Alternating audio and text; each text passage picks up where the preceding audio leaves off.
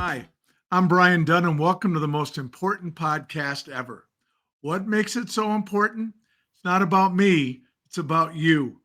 This podcast is about ordinary people doing extraordinary things, the moments of resilience, the lessons learned, and the small acts that made a big difference. From retail floors to boardrooms, we'll share the untold stories that shape lives and careers. This week, our guest is Angie Bruhn. I first met Angie many years ago in a flagship store next to our office. And that store was a pressure cooker, and nobody handled it any better than Angie. And I got to know her there. And I've had the privilege sort of following along her career journey with some gaps, but she's a person I hold in high esteem, and I think you're going to learn a lot from her story. Hi, Angie. Hey, Brian. How are you? I'm good. Excited to be here. Well, we're super excited to have you. And for our listeners who maybe don't know you, and I assume most of them don't, can you share a little bit about your journey? And Yeah, I often describe you, and I hope you like this. You're a retail warrior. You have been in some amazing retailers and done some amazing things, and we'd love to hear about. yeah. So thank you so much. Like I said, I'm honored to be here. But a little bit about myself. So I spent the last about 6.5 years now coaching executives through major career transitions, both life and career. And the one thing that I've learned is that when you strip away the compensation and you strip away the title at the core of who we are, we're all human.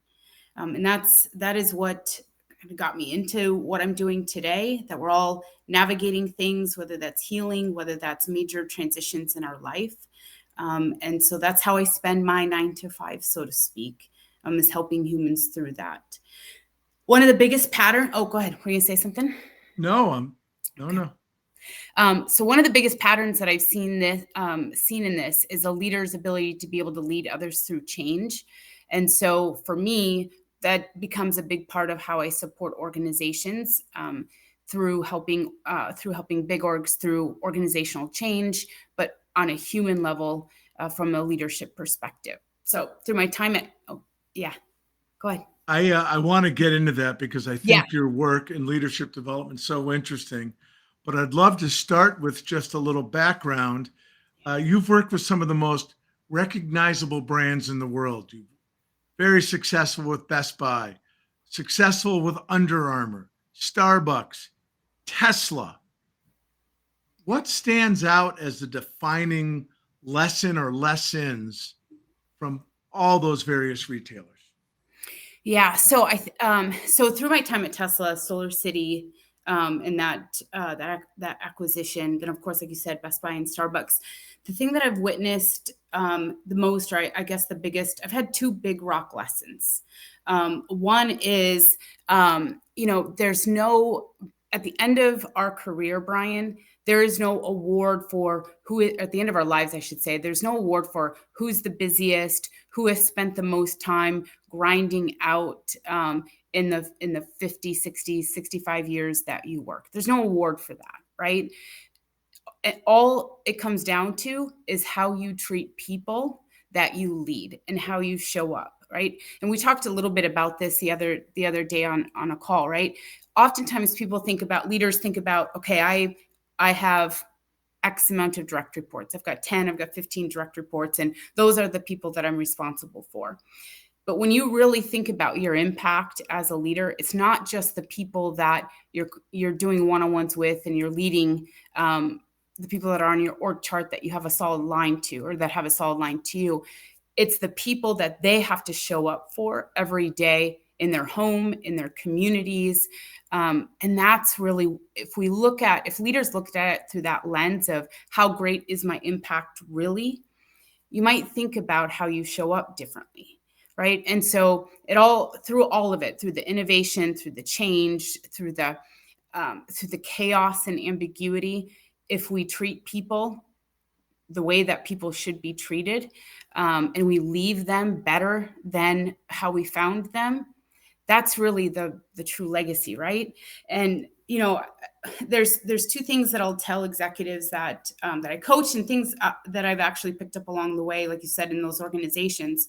One is, you want to think about what do you want people to say about you when they're sitting around the Thanksgiving table telling their friends and family about what it's like to work for you, right? Because that's always the conversation. Brian, how is work? Right? And what's the story that you want them to tell? Do you want them complaining over their mashed potatoes, or do you want them talking about the things that you do in their lives to impact them every day? Right. So that is one. The second, I think the second big lesson is around how you show up as a leader when things are really tough. And I have seen in all those organizations, right? I mean, you've seen it too, but you see the good, the bad, and the ugly from leaders. You see leaders who can't handle the pressure and they hide. You've seen leaders who show up and they walk alongside their teams. I had a really great leader, one that I worked with at Tesla, and he used to tell us, in the absence of communication is hallucination. Right? I love that. Yeah, it's great, right? And you think about it, when you're going through on all these organizations that I've worked for, times are intense, right? And some more intense than others. And I've got, different lessons from each of them. But in those intense times, we have to remember that it's just not processes and structures that are changing, it's people. And people's ability to be able to handle that change is dependent on their experience with it. And we often forget about the human side of change. So those, how you show up during those times is important. And then, like I said, understand what is the story that you want the people to share at the Thanksgiving table. I think that's so smart. And I'm sure you hear this a lot. Seemingly there's a natural tension between how you show up and the pressure you're feeling to deliver results. Mm-hmm. And it's really the leader's job to carry that yoke and balance it, right? Yeah. That's, you're always going to have competing priorities, right? And one of the things, it's probably Tesla that has taught me, probably picked it up somewhere along the way in all the transition between Best Buy and Under Armour. But Tesla was probably the organization that cemented my ability to be able to handle innovation and change and conflicting priorities and on a regular basis, right? And I will say that you as a leader have to be the filter for your team, right? And understand, what do I deliver to them today? What do I not? And how you show up with grace under that pressure it is modeling for them what they need to do with their teams as well, right? But it also impacts how they show up at home. For sure. Right. I think that's so interesting. As you think through, we had a really interesting discussion prepping for this. Mm-hmm. And I thought, I'm hoping that you'll give that some sort of ratification. Yes, it was interesting. But yes, it was. It was. Thank you so much. One of the things you talked about, and we don't have to talk about where, but at some point, if you're not aligned with the mission or where it's going, you've got to make a decision, don't you? Yeah.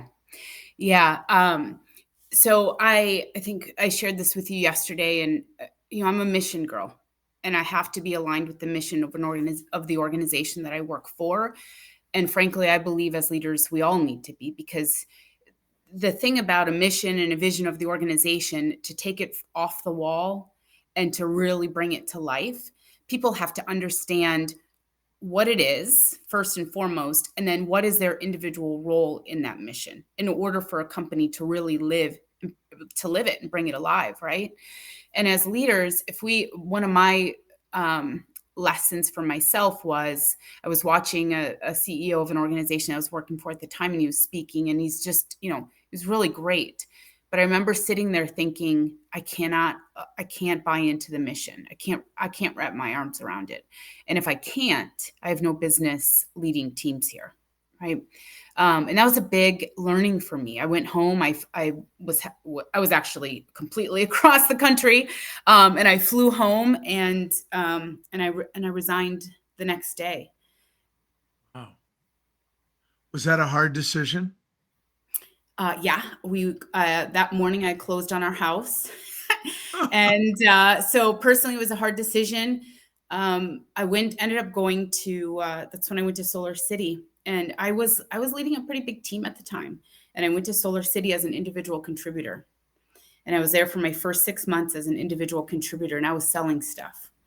And I hadn't sold stuff, Brian, since I was slinging cell phones when they were right in whatever, I won't name the year, but a long time ago. And I had so much fun doing it, and it was short lived before they said, "Hey, okay, that's cute, but let's have you lead a team." And so I started leading teams again, but and for a mission that I really felt bought into, because I really do believe climate change is a big issue for us, and so I was bought into it. But yeah. Here's a pro tip for all our listeners. Learn how to sell, because no matter what, you will feed yourself and house yourself for the rest of your life. Yeah. It's just a matter of product knowledge after that. Yeah. Before we move from your experience, I've got sort of a statement and a question. So the statement is, and from very early on when I first met you, you were direct, you were straightforward, you weren't going to give me happy talk, you were going to tell me exactly what you thought, which immediately puts you high up on my radar. Okay. I love that. And there's a real shortage of that. And you were always super purposeful about your career and steps. So as you moved to different companies, were you like, I've learned what I can take here. Now I'm going to move here and I want this set of experiences. Now I want to get deep into tech, so I'm going to go work for Elon's army. Is that kind of how you thought about it? Yeah, and before I get into that, Brian, if I can say just one thing, my time with you and meeting you in the store, um, you are so grounded and open as a leader. And so I find this ability to be able to reconnect with you after so many years. I mean, I really admired what you did and how you led, and just how, whether it was you were in the store for a PR interview or you were there on the weekend shopping with your boys, you were always, I mean, I had 400 people on the team during the holidays, and just everybody knew when you walked in, because you were so gracious and so kind, and so open. So I want to just say that as we're talking about when we first connected back in the day. Thank you very much. And if I can just return serve and say, I thought you were remarkable from the jump. So right back at you, Angie. I loved how you led your teams. Yeah, thank you. But Yeah. so did you, are there common themes you pulled out from all those experiences as you were purposeful, or were each of them so different that they gave you a new skill set? A little bit of both. Okay. So first, I've always been fascinated by people, the way people think, the way that they behave, the way that they make decisions. And so retail, for the most part, for me, was like a living lab for understanding and being front and center to understanding people and leadership. I got a front row seat to it, right? When you are side by side with a customer, you're face to face with a customer, and you get that experience. Every opportunity that I took, I knew one thing, is that I wanted to make sure that I was front and center with people. I knew for me, I could not be back of the house. There's tons of impact and there's tons of value in that. It was not my jam, right? The product categories and what I did from there had to give me some learning. And I had to, as I mentioned earlier, I had to be aligned with the mission. So when I made my move I will tell you, so after 10 years with Best Buy, I made my move to Under Armour. And I was an Under Armour fanatic. And I remember the day, so I was looking for this pink duffel bag, right? So Lifetime Fitness, was right next to the office. And I Yep. really wanted this pink duffel bag. And I remember going into a Dick's Sporting Goods, and one of my old peers from Best Buy was there. And he said, gosh, you should really consider going to work for them. And I said, they just don't have retail stores. And, I've got to be with people. And he said, actually, they're talking about launching. And there was a Super Bowl Sunday, and I loved what I was doing, Brian, but I was actually at the corporate office. I went from the field into the corporate office for a short period of time, and I knew it just confirmed for me that not being front and center with people is not my jam. So I sent in my resume to 30 different, just whatever I could find on Under Armour's website during Super Bowl Sunday. And Monday I got a call. And I flew out and I talked to them. And I loved the brand. I loved the thought of what they were doing. I loved Kevin Plank's story. And I said, I got to work for you. And so I did. And then I came back, right, to Best Buy. So you and I interacted. You came to my grand opening of one of the stores. And I remember I was folding hoodies. Like, I was with the store team and I was folding hoodies in Florida. In Orlando, and I'm like, what in the hell are we doing here? And I remember having the conversation about Carphone Warehouse and all that was going on with the mall-based retail stores. And so I came back. And then when I knew that I had learned and did everything that I could is when I started thinking, okay, where could I go next and learn? And Apple, I talked to Apple, and then Starbucks. And I thought, I don't know anything about the restaurant industry and hospitality. And so I went to work for Starbucks, and I learned so much about brand and how culture is a brand. And, with Starbucks, it's not just about the cup of coffee, right? It's about the experience that people get when they walk in. It's about the smile on the barista's face, how quick they can turn that drink for you.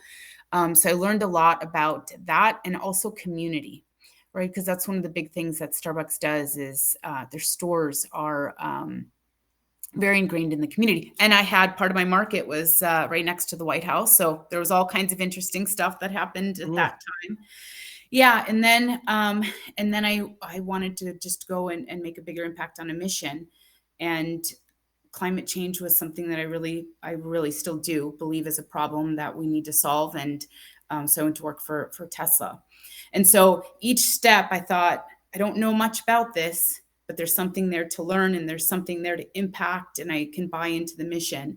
And so it's been intentional. I mean, even my transition here into doing my own thing and taking the leap as an entrepreneur was a couple of years in the making and intentional, because I remember sitting and thinking, where else could I go and work and be as challenged as I was working for Elon, and we're our biggest critics. Right. And so take a stab at something myself. I love it.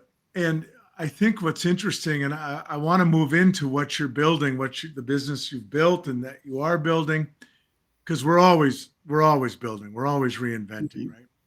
But we talked earlier about change and people moving. Change will only move as fast. Internal change will only move as fast as the leaders can and will move with it. Yeah. And the environment is changing so fast. I've never seen such rapid change across many, many industries.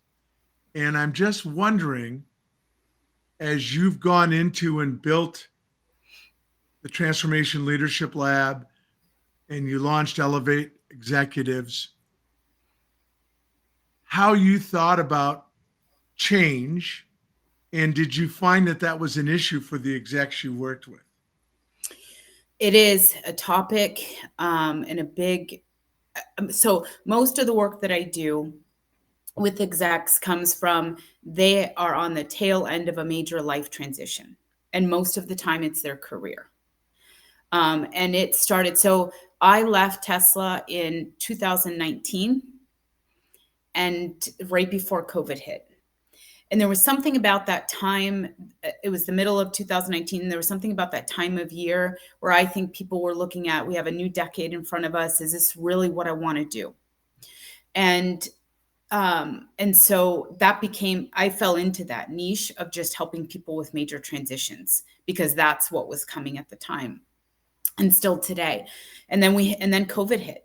And when COVID hit, people were doing a lot of introspection. Is this really, when you're faced with mortality and the things that that we were all faced with, right? People started asking themselves the questions: is this what I'm meant to do? And so that transition people into starting to actually take action on the things that they sit around and think about for 2 years before they finally make a move, right? That is an average executive will spend 2 years thinking, is this really what I want to be doing for the rest of my life, before they take the first step? And that first step could be anything from actually making a move to hiring a coach, just something, right? To be purposeful and set some intention with their career. And so change has always been on a big part of the work, right? And there was a period of time when people were going through, executives were having to show up and lead teams that were going through that had major change fatigue, right? You think about everything that transpired after COVID. I mean, you lived it in Minneapolis, right? A lot of just the social justice issues and all of that. I mean, that impacted leaders, executives who I worked with, CEOs who said, my team is coming to me and saying, do we have a position on this? And I don't know. What do I say? Right. And so I think COVID kicked that off for us. And then, of course, we have things like AI who's rapidly impacting the how businesses operate today, especially in technology spaces. And people are adding tools to their tool belt. But I will tell you, the most important thing that that has been on my mind for leaders in the last year has been, you have to, if you're going to get up and lead people through change, you have to make sure that you are taking care of yourself first. And that is very hard because that is not something leaders typically do.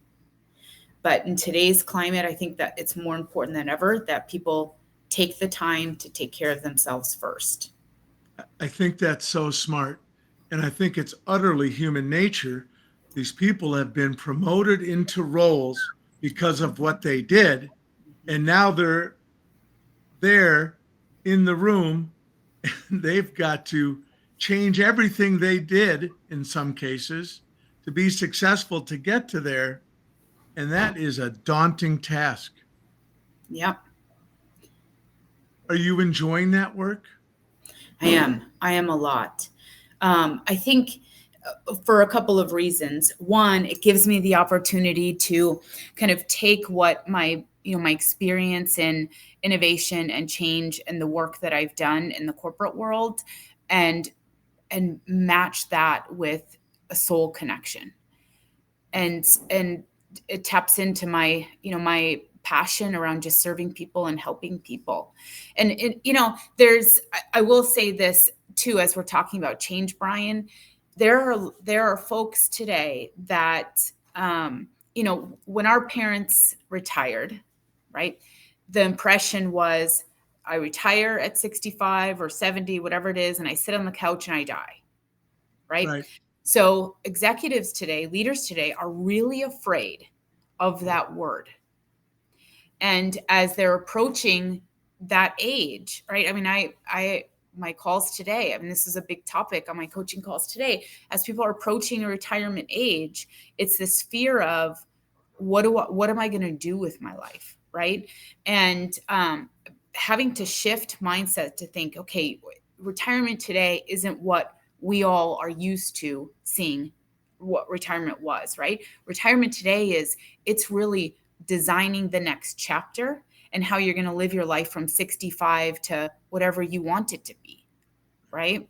Right. And that's, I think that mindset shift has been really hard for people. I think that's right. I'm 65.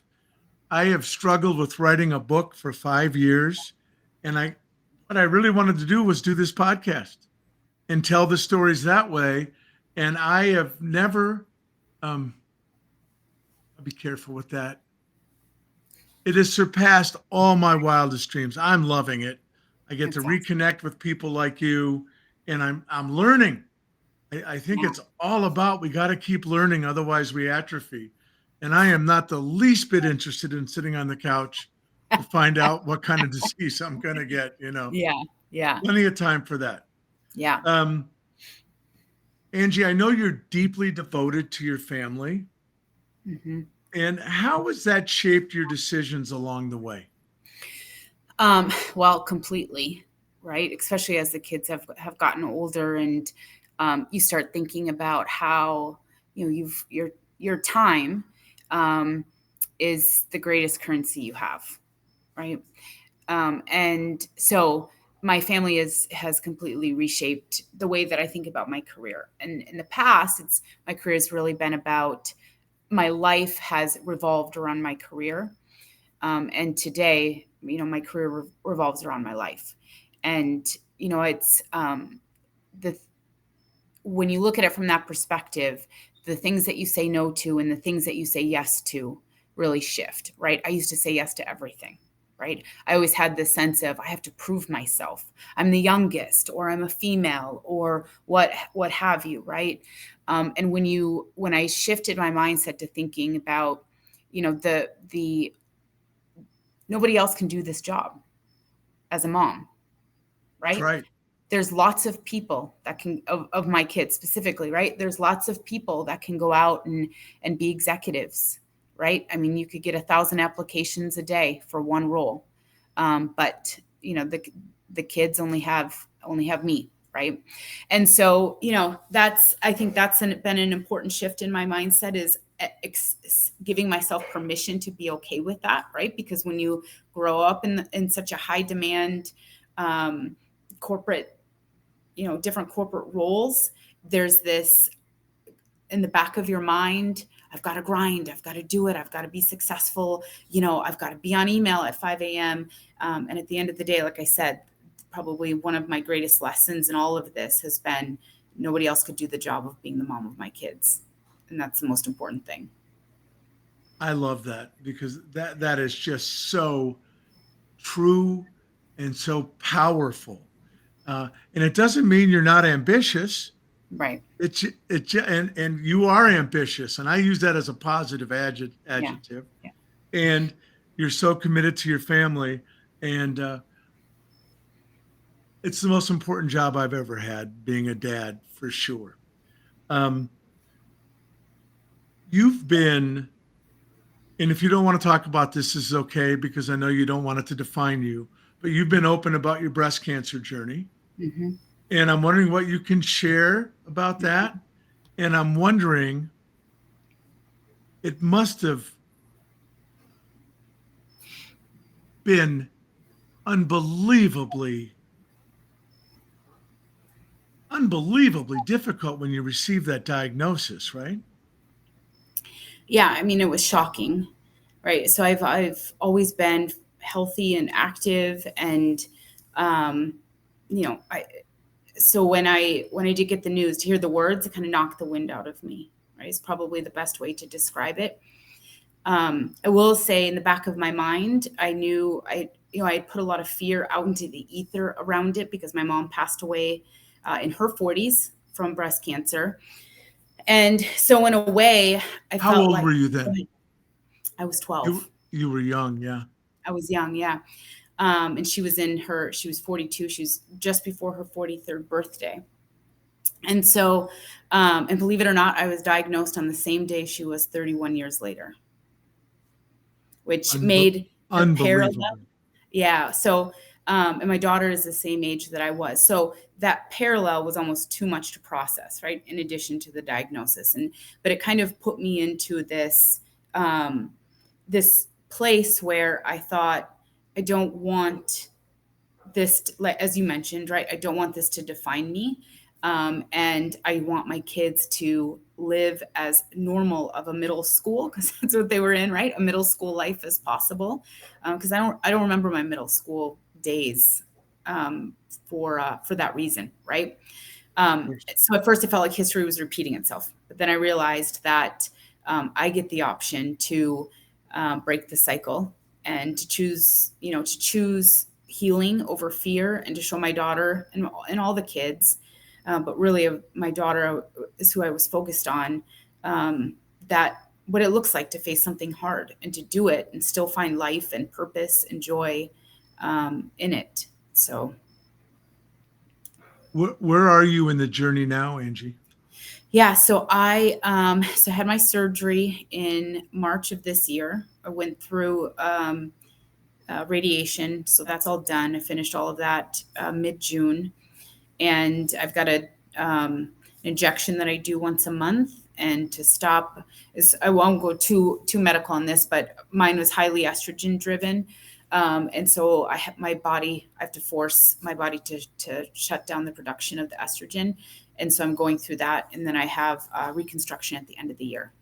So, Well, be thinking about you and pulling for you. And I have no doubt you're going to come through this strong, Angie. That's who you are. And I'm going to keep holding you in my prayers. I think you're a remarkable person. thank you. Has this journey taught you anything new, or has it put a fine point on things that you've learned? Yeah, I said, I think the number one, I mentioned it earlier, that time is the real currency, right? So I think that's number one. Number two is, there are moments in the day that people would look at it and say, well, there's nothing extraordinary about a normal just day, waking up, getting dressed, taking care, getting the kids out the door, talking to people, what have you. But I think when you're faced with something like this, every day you find moments of extraordinary in every day, and it really puts things into perspective about how we live our life and finding joy in all of it. And we're people. Doesn't mean that we're without emotion. Doesn't mean that I haven't had my moments where I break down and cry, or I want to throw something across the room, Yep. or punch a wall, right? Yep. Yep.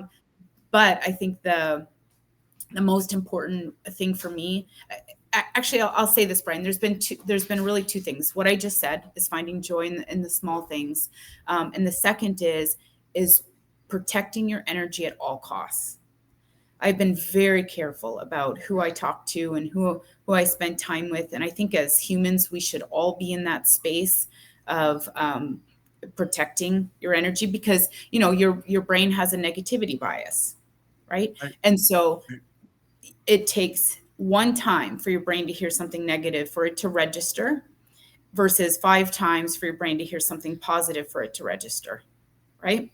And so if you are around negativity and you're around, you're not being intentional about who you spend your time with and the things that you hear and what you listen to, that affects your body, right? For sure. I not that you need my validation, but by way of validation, I edit aggressively negativity out of my life. I just think it is such a derailer, and I don't want to be around that sort of negative energy. Yeah. And on the other hand, there's no such thing as an ordinary day. Every day is a gift, and I got that from Susie's journey. I get that from a number of people's journeys. Mm-hmm. I have 2 last questions for you, Angie. I can't believe how fast our time's I gone. know. Yeah. Looking back, well, that just means you have to come back. Yeah. Looking back, what's something you wish you'd known earlier in your journey? It's a really good question. I think what I shared with you earlier about there's nobody keeping score on how busy you are and how much time and energy you put in how busy you are. There's nobody keeping score of that at the end of all of this, right? And it doesn't matter if you are working and you feel like you have to hustle and grind, or if you're the mom that says, I've got to join the PTA, I've got to volunteer and do this, I got to do that, to stay busy. There's no scorecard for it.